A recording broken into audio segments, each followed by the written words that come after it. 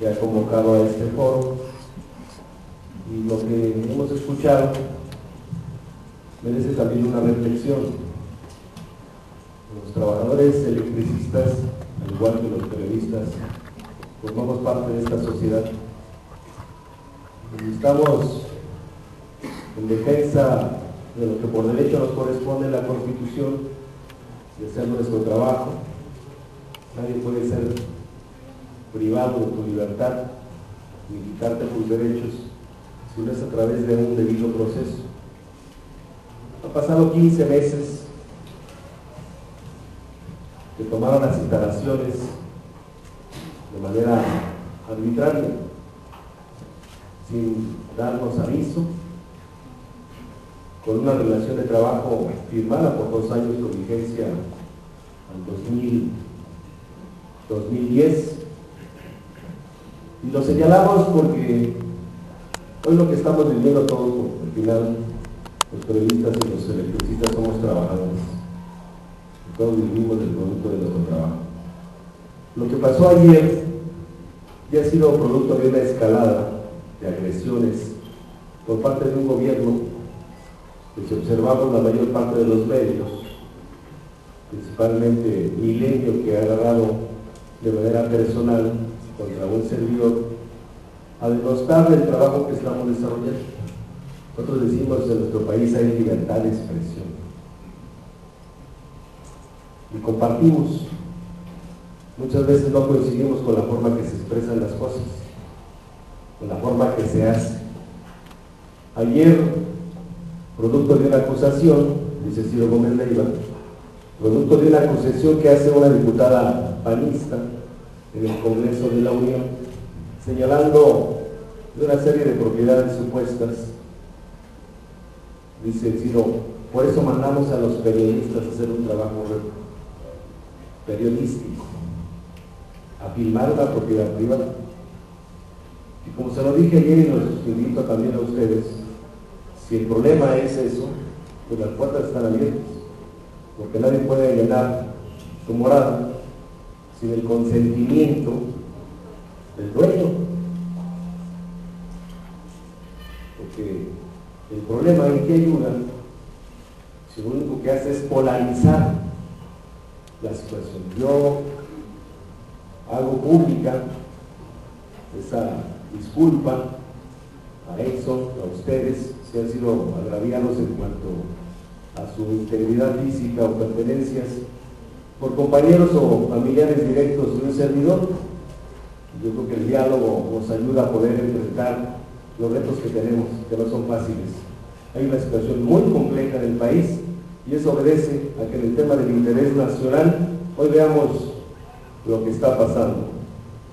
Lo reitero a nombre del sindicato, en mi calidad de secretario general, hemos platicado con varios de ustedes, hago esa disculpa pública con miras de que podamos salir fortalecidos como sociedad en esta región de Tula y Llano. Queremos garantías, también queremos garantías. Sí, claro. Para que cuando nos conocemos, no se vuelva a repetir, queremos garantías del sindicato, queremos garantías de usted.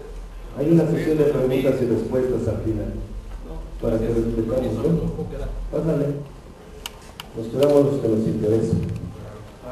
Usamos más. Usamos más los que nos interesa.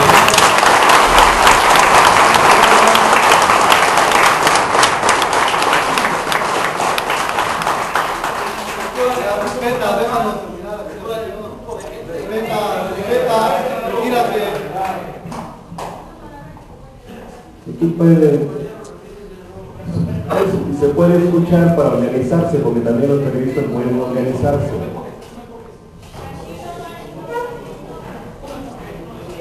Son provocadores, déjenlos, son provocadores, compañeros. Sí, porque yo no les gusta comunicar, yo la acepté, somos seres humanos y se cometen errores, ¿no? Y está grabado, porque también tenemos, para el conocimiento de ustedes, debido al tema de la prensa, el sindicato ha desarrollado un proyecto de radio y televisión por internet y lo estamos transmitiendo en vivo a varias partes del país, incluso al extranjero. con trabajadores que están en la resistencia del Sindicato Mexicano de Electricistas. Vaya mi reconocimiento, están aquí presentes, compañeros.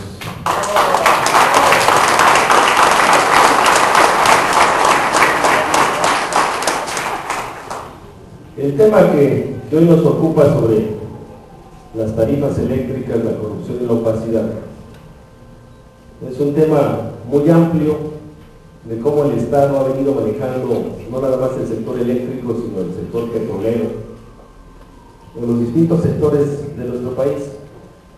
Quiero celebrar que en este foro uno de los personajes importantes en la defensa de la soberanía energética del país ha sido el licenciado Manuel Bartlett Díaz, que viene aquí a Tula a acompañarnos en este foro,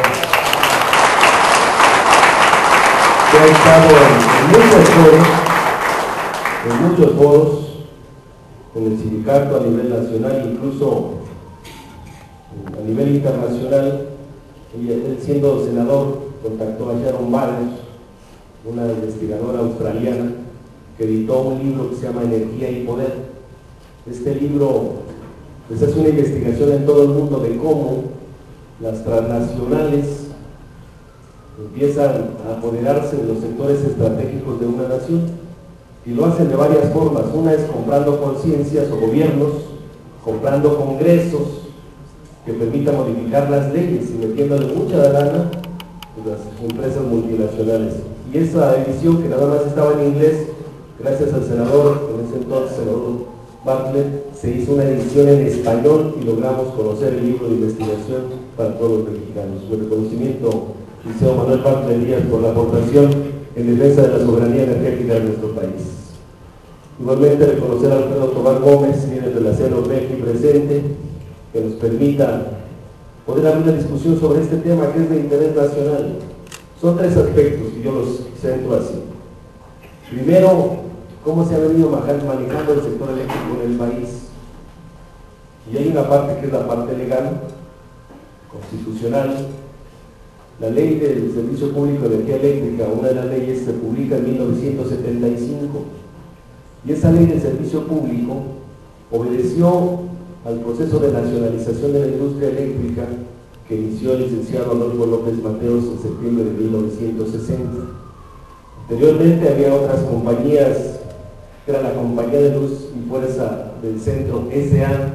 y sus asociadas, que eran empresas privadas. Por ejemplo, en Hidalgo era la empresa de Pachuca y una sección que era Cuando, pero había otras empresas en el Estado de México, la de Toluca, El Oro, y todas estas empresas se plantea en esa ley la disolución y liquidación de esas empresas, porque ya el licenciado Adolfo López Mateos había plasmado en la Constitución pues, que se nacionalizara la industria eléctrica y se les empezaron a pagar las acciones a las empresas privadas de capital inglés, de capital canadiense. De ahí que se establece en un artículo transitorio, el cuarto transitorio de esa ley, que estas empresas entraran en su liquidación. Y los trabajadores conservamos nuestros derechos, porque es un sindicato que no nació ayer. Cumplimos 96 años el 14 de diciembre del año pasado, un sindicato que se fraguó en la propia Revolución Mexicana, 10 días después de que tomó la Ciudad de México, Villa y Carranza. Fue cuando se origina el Sindicato Mexicano de Electricistas como una parte importante de defensa de los derechos de los trabajadores. Porque con las empresas privadas también los trabajadores tenían graves problemas, salarios bajos, condiciones de seguridad y higiene pésimas, el patrón extranjero te despedía cuando quería, no tenías un contrato colectivo de trabajo que regulara las relaciones obrero-patronales. Y todo este proceso es importante tenerlo muy presente, porque hoy, a partir de que se incorpora esta política económica capitalista, se ha observado que una forma de acumular mayor riqueza es privatizando los sectores públicos. El tema del sector eléctrico es la privatización del sector. ¿Y cómo lo hicieron o lo han venido consiguiendo? En 1992 se modifica la Ley del Servicio Público de Energía Eléctrica y lo hace Salinas de Gortari, y lo hace para establecer en la ley del servicio que no se considera servicio público, dice, la generación para exportar, para importar, el autoabastecimiento, el productor independiente de energía, y meten esas figuras y empiezan a otorgar, principalmente en el sexenio de Fox y Calderón, han otorgado más de 700 permisos a empresas privadas, principalmente extranjeras, para que ellos empiecen a instalar plantas en todo el país. Hoy la capacidad instalada, el 50% ya es de capital privado extranjero. Principalmente hay una firma que es Iberdrola, una empresa española del rey Juan Carlos de España. ¿Y cómo han orientado el tema de la generación de electricidad en el país? Primero, gran parte de la generación era a través del agua, la hidroeléctrica, otra gran parte termoeléctrica, que se utilizaba el combustorio que producen las propias refinerías, y se empezó a construir el sector eléctrico integrado, pero con los propios combustibles que tenía el país o los insumos del país. A partir de este modelo de modificación empiezan a instalar plantas de generación que le llaman de ciclo combinado, plantas que utilizan gas, y no tenemos suficiente gas en el país para poder orientar esta generación o respaldarla. ¿Qué es lo que está sucediendo? Que es parte de lo que me interesa poder explicarles de lo que estamos viviendo, a quién estamos enfrentando. Orientan a ciclos combinados y empiezan a cerrar las termoeléctricas. Hay un caso, el de aquí de la termoeléctrica de Tula.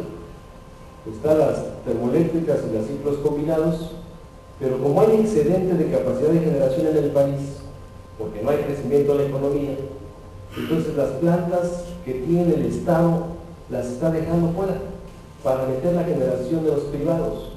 Hay un 40% de excedente en capacidad instalada.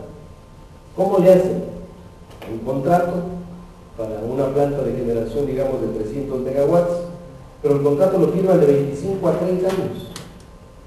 ¿Y quién queda de garante? El Estado, porque se establecen estos contratos que el gobierno les va a comprar el 100% de su generación al precio que esté, lo consumas o no lo consumas.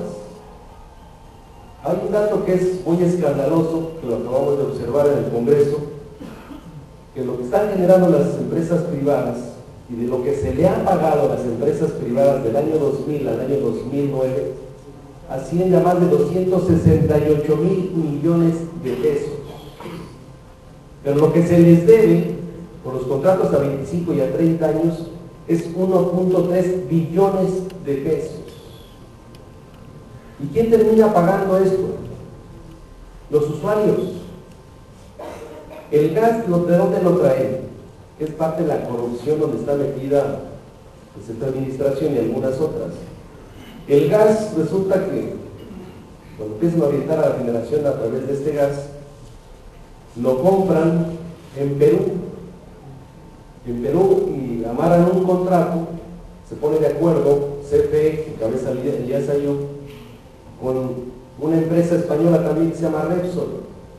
Si vamos a orientar a gas, vamos a comprar por 30 años gas. Hay que ver quién en el mundo nos vende gas, ya que encontraron dónde había gas y nos podían vender.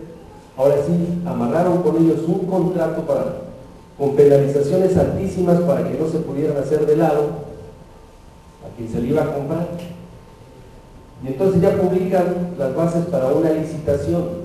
Resulta que el único que participa en la licitación es Repsol Comercializadora S.A. El único que presentó oferta. Le hicieron un contrato, primero por 30 años, y después dijeron los peruanos, no, es que 30 años no te puedo vender. No, pues 25, le ajustaron el contrato a 25. El precio de cómo compra del millón de BTUs en Perú es de 53 centavos de dólar, pero a México lo están vendiendo a $9 el millón de BTUs. Por este puro negocio anual se están metiendo a la bolsa estas empresas y estos que están al frente del gobierno, son casi 800 millones de dólares por año. Y todavía pues ese contrato se lo dieron en el año 2007. Por eso ustedes observan que la tarifa eléctrica jamás va a bajar. Uno de los argumentos de Calderón, cuando de manera autoritaria y ilegal toma las instalaciones de Luz y Fuerza, dijo, es que las tarifas van a bajar con esta decisión y el Estado se va a ahorrar mucho dinero. Pues ni han bajado las tarifas en 15 meses, ni el Estado se ha ahorrado dinero, porque hoy vemos cómo colocan deuda del extranjero a pagar a 100 años. Y hoy vemos que te sube la luz, te sube el gas, te sube la gasolina, te sube el diésel, te sube la canasta básica. Hay un incremento a todos los mexicanos sobre canasta básica y la falta de empleos. De esa manera vienen manejando, son 734 permisos aproximadamente que se han venido dando. Hoy, ¿a dónde quieren ir?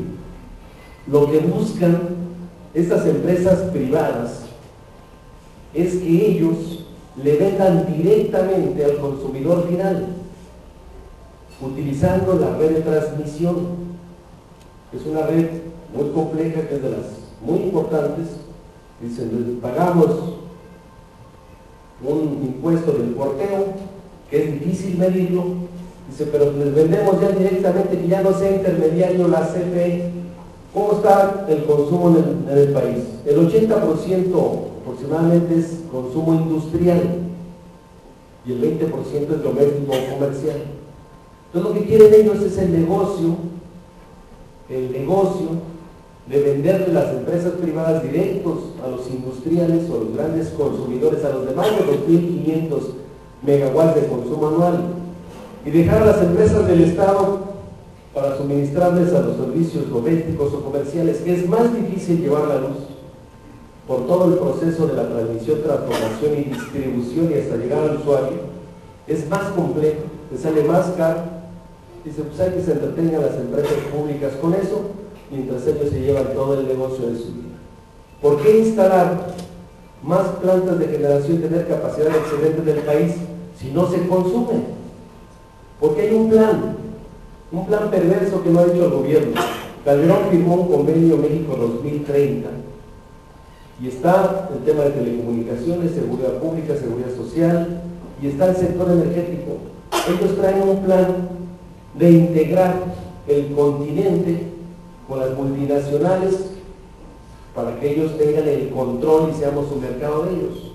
Aquí se instalan porque aquí no tienen problemas para conseguir un permiso de uso de suelo de medio ambiente. No se instalan en Estados Unidos porque ya sí les aplican todas las de la ley. Entonces se instalan aquí. La CFE ya hizo una interconexión con Estados Unidos y con Centroamérica. Dice, no se consume en México, mándalo para Estados Unidos o mándalo para Centroamérica. Y al final, ¿quién está pagando el gas con que generan estos privados? Es el Estado mexicano, somos nosotros. Por eso lo que nosotros alertamos a los ciudadanos es de que lo que está haciendo el gobierno de entregar el sector lo hacen de una forma autoritaria e ilegal, en un acuerdo político, porque no han sido capaces de tener los panistas mayoría en el Congreso y modificar las leyes. Para hacer lo que hizo con Luz y Fuerza, debió de haber modificado la ley del Servicio Público de Energía Eléctrica, debió de haber mandado Calderón una iniciativa de ley al Congreso, porque los únicos facultados en legislar en materia de energía eléctrica son los diputados y los senadores. Es una facultad exclusiva de acuerdo al artículo 173, fracción décima de la Constitución. Hoy, con este decreto, un acuerdo político, pues trae el apoyo de los empresarios, trae el apoyo de las multinacionales, las instituciones públicas están secuestradas, la Suprema Corte de Justicia de la Nación, que está para el equilibrio de los dos poderes, pues hoy obedece a esos intereses de ellos, y la única forma de establecer la legalidad, el Estado de Derecho en nuestro país, es con la organización de todos nosotros. Hoy hemos lanzado una campaña nacional de quejas para que no paguen los usuarios el suministro de energía eléctrica. ¿Y en qué lo basamos? La ley del servicio público no se ha modificado. Si ustedes compran una ley o la bajan en internet de la Cámara de Diputados, van a encontrar que existen dos organismos públicos descentralizados que mandata la Constitución. Es Comisión Federal de Electricidad, creada en 1937 en agosto, y Luz y Fuerza del Centro, que se crea mediante un ordenamiento del Congreso en diciembre de 1989. Todavía siguen las dos, no lo han modificado, y además el litigio sobre la legalidad del decreto todavía tenemos demandado a Felipe Calderón y a su gobierno en todos los tribunales nacionales e internacionales. La Corte, en su sentencia del 5 de julio, cuando tratamos la inconstitucionalidad del decreto, su sentencia, ¿cuál fue? Dice, el decreto es constitucional porque el presidente puede decretar. Pues sí. Dice, y la ley que fundamenta el decreto, dice, también es constitucional. Pues sí, porque salió del Congreso. Pero no se metió la parte de la legalidad. No cumplió con toda la formalidad que establece la ley. Y eso todavía está en litigio. Entonces, los usuarios hicieron un contrato de luz, con Luz y Fuerza del Centro, que es un organismo público descentralizado.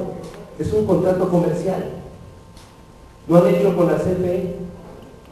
Pero además de esto, dice la Ley del Servicio Público y su reglamento que el Estado está obligado a proporcionarte un servicio con eficiencia, eficacia y a un precio que puedas pagar. Hoy veíamos hace un ratito el periódico del día de Vizcahuala, donde salen ya las amas de casa y demás a manifestarse porque pagaban 50, 80 pesos, pues tienen nada más un poco, unas casitas, y les llegan recibos de 5,000. En el peor de los casos, porque hay otros que van del 100, 200, 300 y hasta el 1000%. Los usuarios no se niegan a pagar, pero no pueden pagar esa cantidad. Si te hablan, te dice, marque al 071, vaya a Tula que le hagan una rebaja. Eso no puede ser. Lo que sigue hoy de imponer de facto la privatización para los usuarios, y lo venimos alertando, es que les quieren cambiar el equipo de medición por un medidor electrónico. El medidor vale 6,000 pesos. Y en su recibo, unas letritas hasta abajo dice seguro de vida. Si tú no dices o llamas para que ese seguro de vida no te lo carguen, vas a estar pagando un seguro de vida que tú no pediste. Y además un monedero electrónico. Y la tarjetita, para poder activar el medidor, la tienes que estar recargando de manera permanente. Estos medidores los han puesto en funcionamiento en varias partes del mundo, y lo único que han hecho estos medidores es saquear el bolsillo de los propios usuarios. Hoy lo que va a pasar es que si no tienes carga en tu tarjeta, se te va a cortar la luz y tienes que ir al Sanborns, al Oxxo, a comprar más kilowatts hora. Es la privatización. Por eso, como sindicato, tenemos una página del sindicato que es www.sme.org.mx. tenemos formatos. Simplemente con el formato de llenarlo con tu recibo y de acudir, que sería una de las propuestas que se van a hacer, de que los diputados locales, presidentes municipales, todos podamos intervenir para poder defender el servicio público de electricidad. El tema de los trabajadores es un asunto también de interés nacional. Las fallas permanentes en el suministro de energía eléctrica, porque hay más fallas que en condiciones normales que estábamos. ¿Y por qué son las fallas? Por la falta de mantenimiento. Son compañías contratistas, porque no era extinguir a una empresa pública, porque esta empresa no se ha ido. Todo lo que construyeron nuestros abuelos, nuestros padres y ahora nosotros, desde plantas de generación, líneas de transmisión, subestaciones, redes, toda la infraestructura esta no se ha ido. Buscaban ellos aniquilar, porque les estorba un sindicato como el nuestro, que nos hemos opuesto a la privatización de la industria eléctrica, porque nosotros fuimos, en 1960, nuestros compañeros que nos antecedieron en el sindicato, impulsaron con un movimiento que hubo de manera nacional, una liga de consumidores que protestaron y llegaron hasta Los Pinos con Adolfo López Mateos. El SME publica las finanzas de las empresas extranjeras y se tomó la decisión de considerar el sector eléctrico como estratégico para dar un servicio público. Dijo Adolfo López Mateos, hemos recuperado la industria eléctrica para el pueblo y solo para el pueblo. Y en eso hoy tenemos nosotros la tarea, trabajadores, sociedad, usuarios y todos por defender lo único que tenemos, el servicio público, antes de que lo privaticen y antes de que siga todavía el saqueo más a esta gran empresa. Muchas gracias.